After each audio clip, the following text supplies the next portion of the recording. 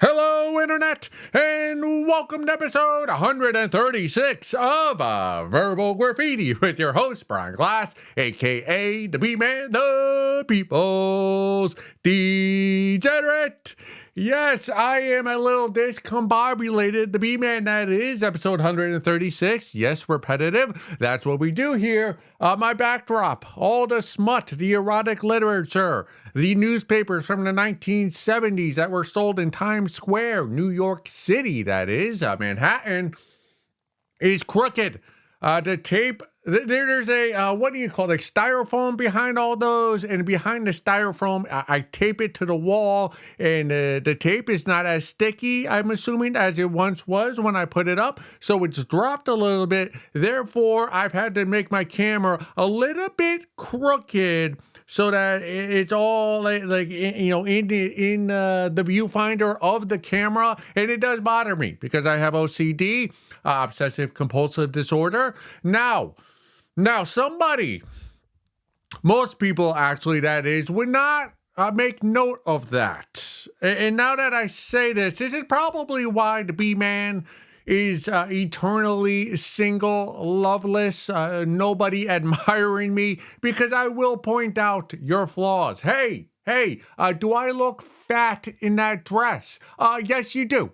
I can see the dimples on your butt cheeks through that dress. That makes you fat. If you're asking the B-Man, hey, do I look fat in this dress? You're asking me because you know you look fat in that dress. And I'm not a Pinocchio. I am going to tell you the truth. Yeah, you look like you're fat. I'll put on a dress with more fabric to hide the dimples of the golf ball that are on your butt cheeks. Now, I love those dimples, but I'm gonna be keeping 100 with you. That's probably why the B-Man, I am single, because I will point out all your flaws, and I will do so repetitively, because that's what we do here. We point out flaws, and we're repetitive. Who is that? We got a guest. Hold on, let me go get him for 1 second.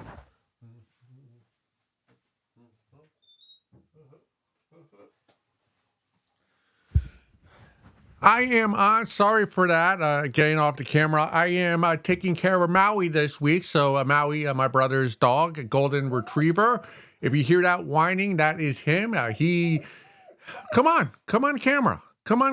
All right, this is going to be a hectic episode. I got Maui. My backdrop is uneven. I've realized that it might be rude. I might have to change my... not be so honest with the partners that I want to have a loving relationship with. If you ask me, hey, am I fat? Maybe I should find a way to ease the blow that I'm going. I don't know. Why am I even starting this episode out with a imaginary woman? I don't have a babe right now, so there's nobody asking me, hey, do I look fat in this? Because there's nobody asking me this. Well, last night I was at a bar. Can you not get through there? Hold on one more second. Sorry, you stuck. All right, is that better? Can you get through now? All right, come on, you want to come on camera? Is that better? All right, get the mic. Get some camera time for Maui. Does that make you feel any better? All right.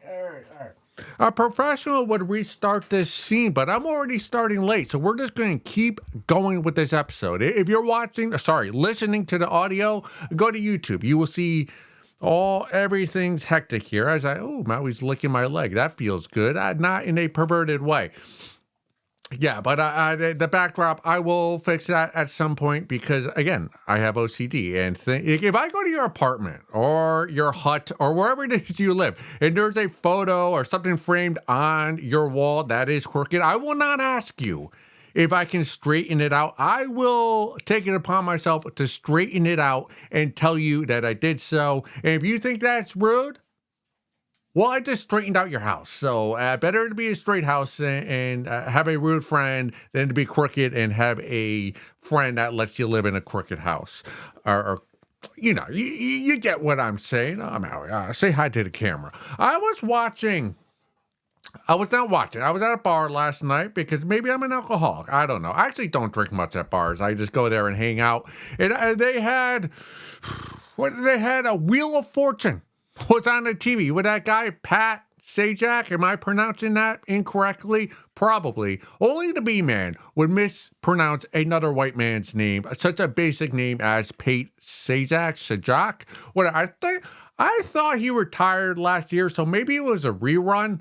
I haven't watched Wheel of Fortune in years, but it was a celebrity Wheel of Fortune, and that's got to be the lowest level of celebrity. One of them I recognized was, I'm not sure his name, he's from one of those Bravo real estate guys. I'm not really sure, but whatever. He was one. It was two other white guys, generic white celebrities. Wheel of Fortune, how long has that been on the air? I swear to God, if we ever have a nuclear fallout in this world, the only things that are going to survive are Wheel of Fortune and what else? The Grateful Dead, or whatever the heck they're called now. The Dead? Yeah, after a nuclear fallout, every human will die, and the only things that will exist are Wheel of Fortune and the Dead. The Grateful Dead, reincarnation. That guy, Pat, man, he was held together with Botox and Hollywood blood sacrifices. His face was so, it almost, Pat Sajak, he kind of looked like he was trying to be, racist with the Chinese, Asian with the eyes back, but he wasn't. He just had so much Botox that it pulled his face back that he looked like a little kid in the 90s doing the, hey, look at me, I'm Chinese. But nah, he's just at 88, whatever. He's probably at the 95, trying to stay in Hollywood. Hey, it's Wheel of Fortune is kind of like a keepsake. What do you call those things where you put stuff in a little box and then you bury it in the ground, then you dig it back up 20 years later? That's what Wheel of Fortune is. It's Wheel of Fortune. If you're on Wheels of Fortune, do you just think the after party is at the Playboy Mansion? Come on. People wonder why TV is failing because nobody is watching Wheel of Fortune other than the B-man who was at a bar last night. And if I was not at that bar, I would not even know that Wheel of Fortune was still on the air. Oh, what's wrong? What's wrong? I know. Am I not giving you enough attention, Maui? This is going to be a crazy, crazy episode. Maui, I tried to get him tired out. I hope he's not. I was wrestling with him on my bed. I was throwing a ball with him, took him for 2 long walks. I was fed him earlier. I was up with him all night. I'm just trying to tire him out so that we can get through these episodes. But apparently he likes the camera. He likes the lights. He's a little camera whore. Look at that, huh? You know what? Why don't we just get into the actual episode now that we're 8 minutes into the episode? Can I read? Do you see all the fur? The shedding? This is also, love Maui, but the shedding, I could never have a golden retriever full time as Maui turns his back to me. All right, this comes from the subreddit Converting Feminist. Coming clear with myself. I just need to make a little confession. I don't expect anything out from this, but maybe this inspires someone as well. It started about a year ago. I stumbled into this sub, lurked, got broken. I sent my first nude ever to a complete stranger. I started getting addicted to edging myself. I felt so ashamed of myself that I started to deny everything inside of me. Whoa. Lately, I got so moody and unhappy about myself having to hide it. I think it's time to embrace my true identity. There we go. By now, I'm such a goonette. I spent hours edging through the week, mostly to reels or dick pics. I even developed the weirdest fetishes while denying myself. Best regards, a feminist fraud. Man, some gooners have all the luck. They just have a babe send them random nudes just from the cloud. And that's never happened to me. So that does irk me that you were sending nudes to random numbers and I was not one of them. But again, some of us have the luck and then you're the B man. But I'm proud of you. I'm proud that you understand, you've come to learn that feminism is fraudulent, that it's actually meant to hold all the other babes down. So I'm proud of you. And you, just know that me, the B-man, I view you, a female goonette who loves to edge, as the Rosa Parks of all the goonettes who love to edge out there in this world. Do know that you speaking out about who you are, about your edging, about your pleasuring yourself weekly, every day, for hours on end. You're brave for doing so. And you shouldn't, you're not brave for doing so. You're okay. There's nothing wrong with doing what you're doing. What makes you brave is that you're outspoken about it now. So to that, I tip of my penis to you. And when I previously said that feminism is fraudulent, it's not that feminism does not make good points about equality for all, but there is a nefarious aspect to some people, babes, in the feminist movement, especially the power brokers, the professors, those within the university system, those who organize like the Million Lady Walk march in Washington, D.C., and like the organizers, the nonprofit organizations, they cheer on feminism. Hey, forget about a man. Just use your Hitachi wand. You don't need a penis. A penis is nice, but the man attached to the penis is repressive. So you cannot, what you want to do is everything but what you want to do, which is the man. The John, the Chads out there in the world. So the feminist, when I say the feminist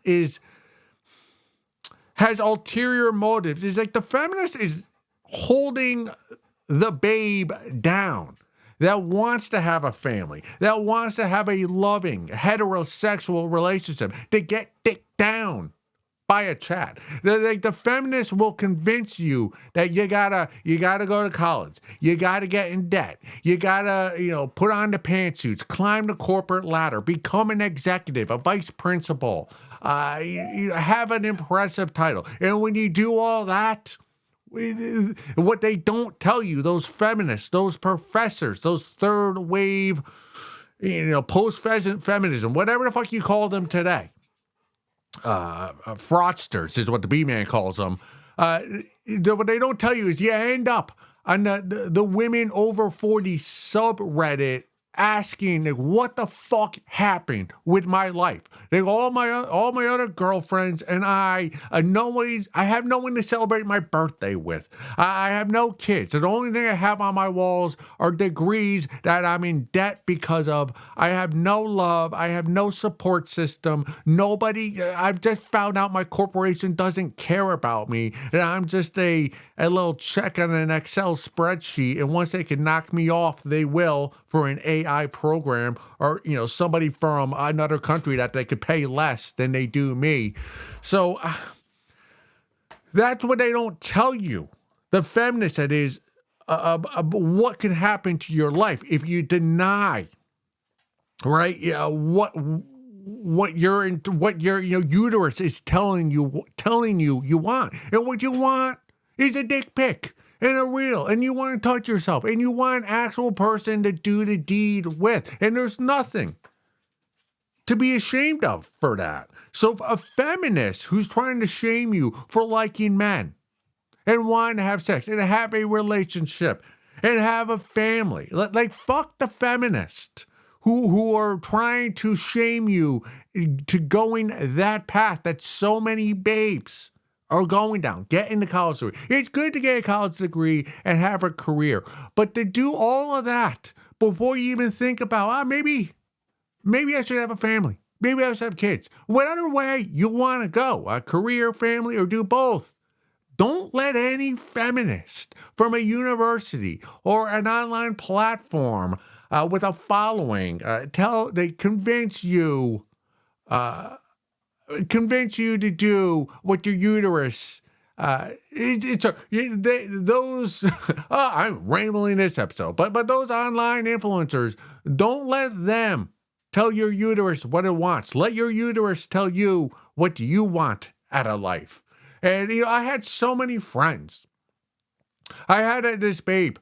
When I had a room in Woodside, Queens. That's right, not an apartment, right? I rented a room out of an apartment. And I had this babe I had a dalliance with. She was a painter from the Lower East Side. And she'd come to my apartment, and she was a mother.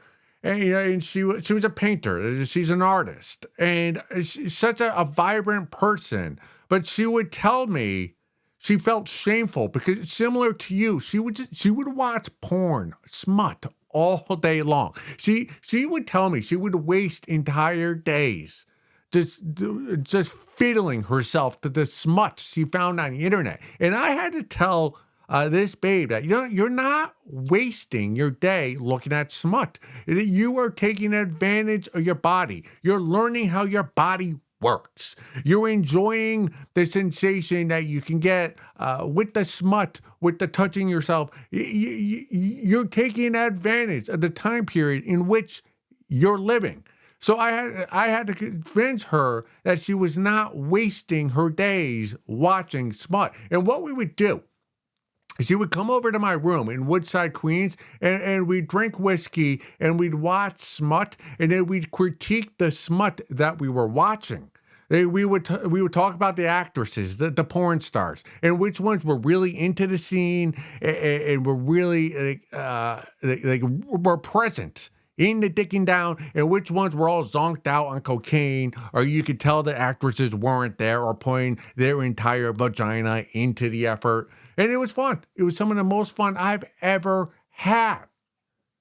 Right? Because she embraced her femininity, and she did not allow the feminists from the outside, the voices, the voices that you hear, but they don't know you. She did not let those dictate her life. All right. So that's what you're doing here, and I applaud it. Hey, you got caught up in the feminism. You're not alone. There are millions of babes who are getting caught up in this feminism. And there are some positive aspects to feminism. Some. But there's also, they don't tell you about the dark side. About that when you go the feminist route and you get to be 55 and there's nobody wants to be with you. So you find a female roommate and you convince yourself, well, I have a platonic female roommate, and that's just as fulfilling as a heterosexual relationship. Well, I don't think it is. I think you're lying to us just as much as the feminists are lying to all the babes out there. So I'm happy for you. Do not think of what you're doing as wasteful. All right, you're not wasting your days gooning. You should not be shameful for doing that. Yes, I know all of us edgers, we feel shame, but we shouldn't. Right? When you're on hour 4 of a goonette session, and the shame starts to kick in, starts to seep in to your soul, expunge it out, push it out, and continue gooning because you're enjoying your life. You're enjoying your private parts. And one last thing before we move on to a little video I made is that I've been saying this for years, and I get such pushback, similar to the feminist. Babes love dick pics. And the only reason why they don't admit that they love the dick pic is because other babes shame them when they admit that they do so. I'm convinced if all the babes would just admit that they enjoy dick pics, the world would be a better place. Because I am just convinced that babes love to get a dick pic consensually or a dick video, but then everybody else around them says, nah, dick pics are ugly, they're disgusting, they're perverted, we don't want no part of them. So they quietly keep their mouths shut and just nod their head in agreement. So good for you for being upfront and saying, yeah, you love a dick pic, you love a dick reel. Hey, you're not alone. I believe to all the babes out there who love dick pics and getting them consensually, do know that the B-Man knows that you're part of the silent majority. Let's go look at a video that the B-Man made.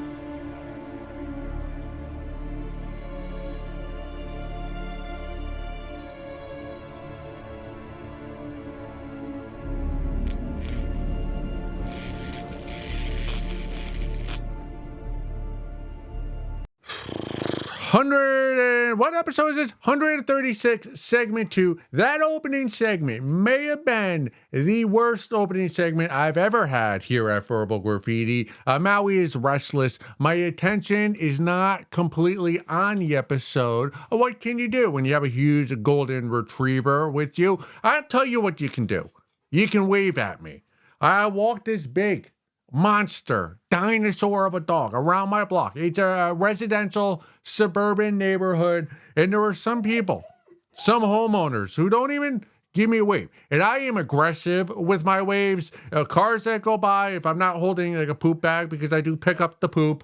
If I have a free hand, I'm waving, and I usually do. Car goes by, I don't recognize the car. Most of them I do, but sometimes you don't recognize the car. I'll still wave, and not just I hand out, almost like that Hitler-esque, but it is definitely not Hitler-esque. It's a much more warm, spirited than what Hitler was doing. Just a hey, I see you. And there are homeowners in this neighborhood that see me almost every day walking dogs who don't even make eye contact with me. And it's even worse when they do and they still don't give me a hi back. That's all I want.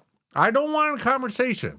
I am content talking to myself in this studio alone in front of a camera to nobody.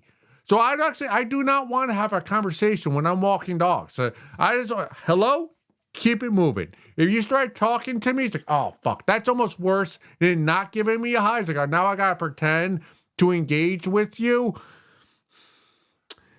And but I'd still rather that than not even get to the, give me a head nod. Give me an acknowledgement that I am a human being and a warm-spirited one because I have a dog, a loving dog with me. So if you see a dog walker out there, you don't even gotta give the whole hand, just a piece, 2 fingers. That's all you need. A nod, I give more than a nod. 2 fingers minimum. 2 fingers, high five. Hey, how's it? Just polite, cordial, keep it moving. I don't want a conversation, but do not just pretend like I'm not there because I have a 110-pound dog with me. And I'm walking, I got a presence to me, the B-Man. So you recognize that I'm walking, on your sidewalk. So a guy stops saying, So give me some acknowledgement, as Roman Reigns, #1, would say.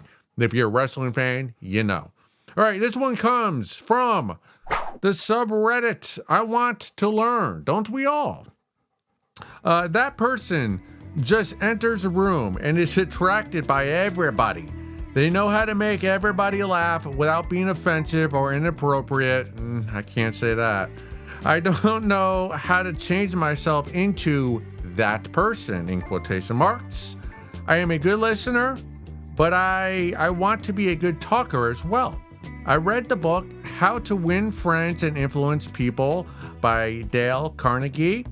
I wouldn't mind any other recommendations. Thank you. Well, to me, man, I come with recommendations, and I also give a hello when I see you walking your dog or whatever pet you may have. I actually saw that I wrote some down because I knew I'd forget, so I have a list right here that I'm going to read to you and expand on each one. But one that I do not have written down, that I should have, and this might be the number one. If you want to be this magnanimous fellow that walks into whatever room, a bar, restaurant, a VFW hall, a funeral home, wherever you're walking into, and you want everybody to come up to you, have a dog.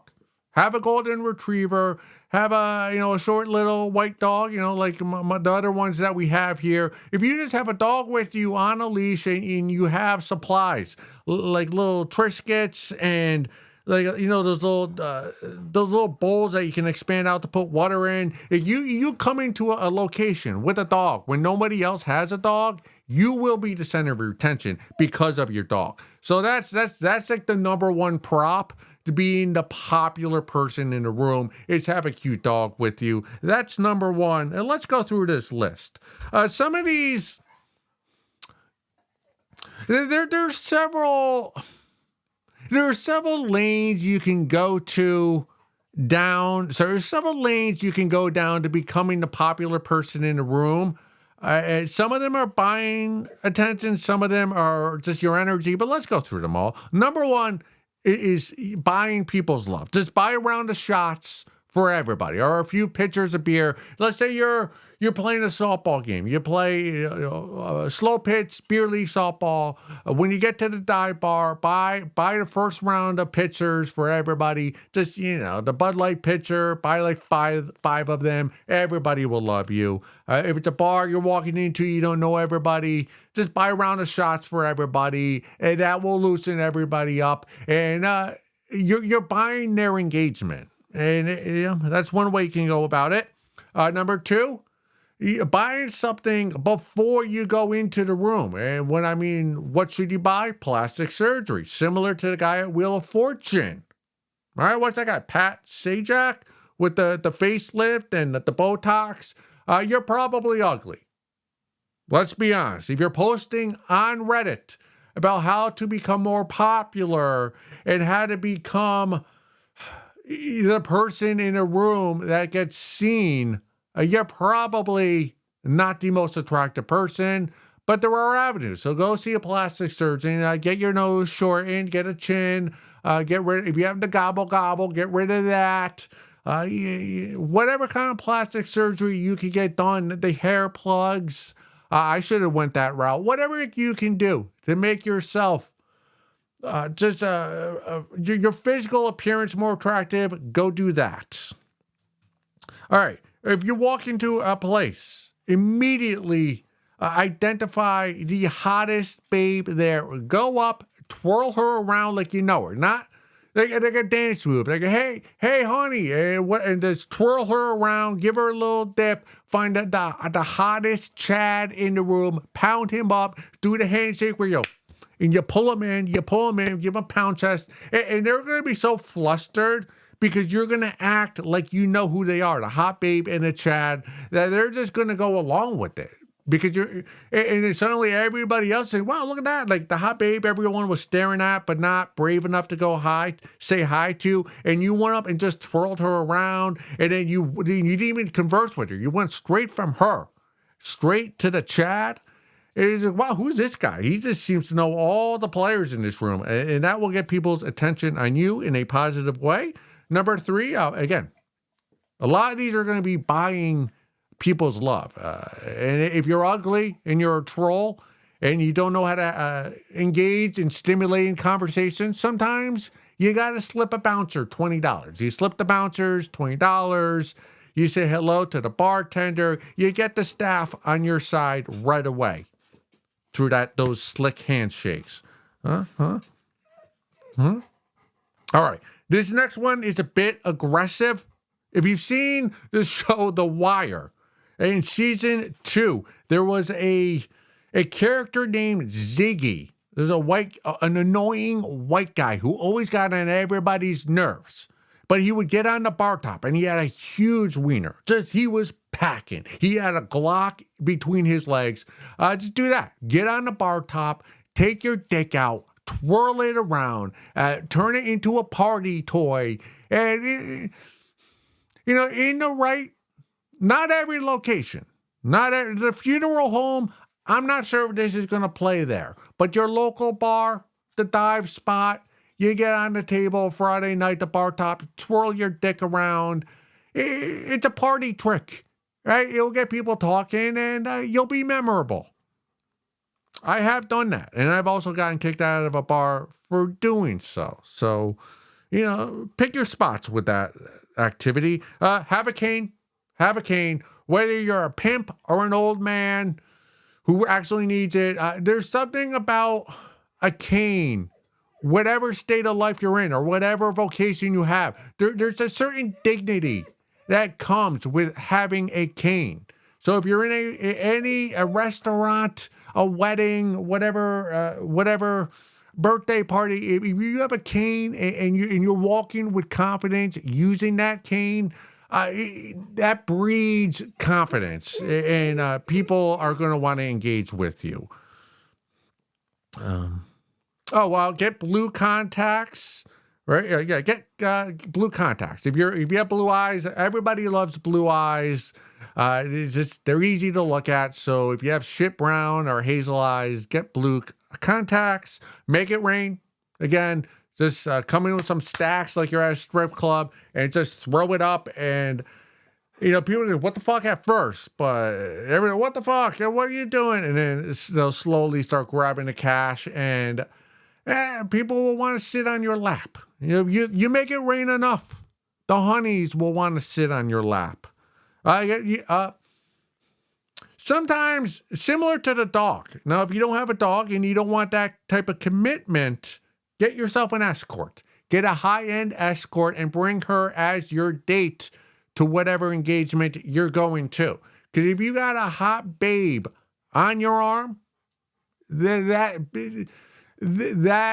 a display of confidence, of success, of just when hot people want to be with you, everyone wants to know that what is it about you that the hot ones like.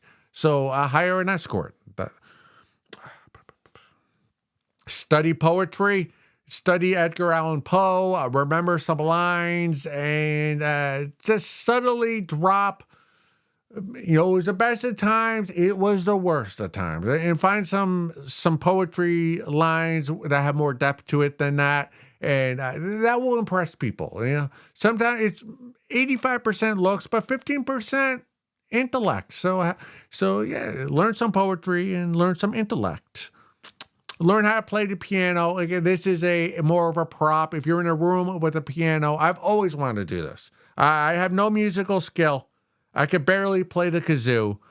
I've always wanted to be able to walk into a room that has a grand piano and just go and just start playing some classical music and have everybody gather around and you speed it up and hot babe, with the line on her dress showing some cleavage in a long evening gown. She gets on top, seats cross and it starts singing as I play the piano. Again, a dream of mine. I don't have the skill for it, but if you have any musical ability, learn how to play the piano. All right. Now, if you don't know how to play music, play 90s hip hop, alternative music. Put $100 or so into the electronic jukebox and just jam out 90s hip hop alternative music for the next hour. That's a great play. Something you should not do. Right? Some things are annoying. So do not mention Bitcoin wherever you're at unless it's a Bitcoin convention. And even there, you mention Bitcoin, it just glaze. Same thing with S&P 500 glaze. Unless you're on Wall Street, like, dude, I'm just trying to get a buzz here. Why are you trying to convince me to buy some shit coin that I know is going to fall and make me homeless? So don't mention finance, and especially Bitcoin.